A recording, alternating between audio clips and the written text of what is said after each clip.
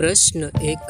એવી પરિસ્થિતિઓના બે ઉદાહરણ આપો કે જેમાં તમે ધક્કો મારીને કે ખેંચીને પદાર્થની ગતિની અવસ્થા બદલો છો. જવાબ 1. હોકી દ્વારા ફટકારેલ દડો. 2. ડંકી દ્વારા પાણી ખેંચવું.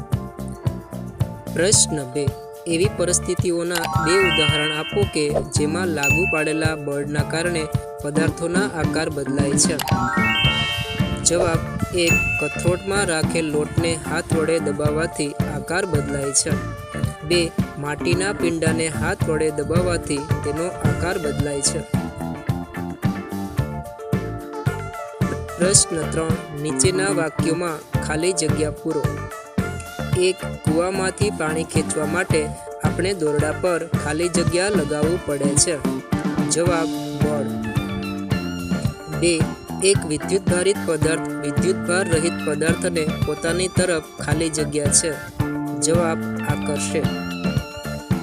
3. સામાન ભરેલી ટ્રોલીને ગતિ કરાવવા માટે આપણે તેને ખાલી જગ્યા પડે. જવાબ ખેંચવી કે ધકેલવી.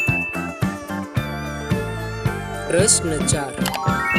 એ ધનુષ્યને ખેંચવા માટે તીરંદાજ બળ લગાડે છે જેના કારણે તેના ખાલી જગ્યામાં ફેરફાર થાય છે. જવાબ આકાર. બી. ધનુષ્યને ખેંચવા માટે તીરંદાજ વડે લાગુ પાડેલ બળ એ ખાલી જગ્યા બળનું ઉદાહરણ છે. જવાબ સ્નાયુ. સી.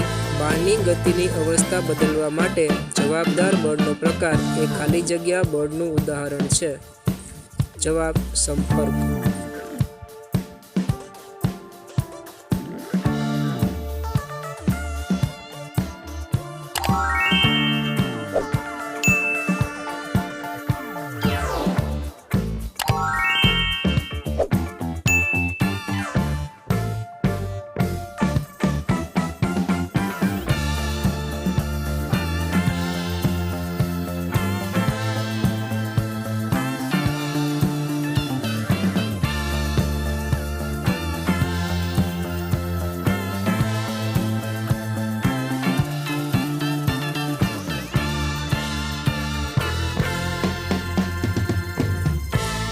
પ્રશ્ન 6. એક ઓજાર બનાવતી વખતે કોઈ લુહાર લોખંડના ગરમ ટુકડાને હથોડો મારે છે. હથોડો મારવાને કારણે લાગતું બળ લોખંડના ટુકડાને કઈ રીતે અસર કરે છે?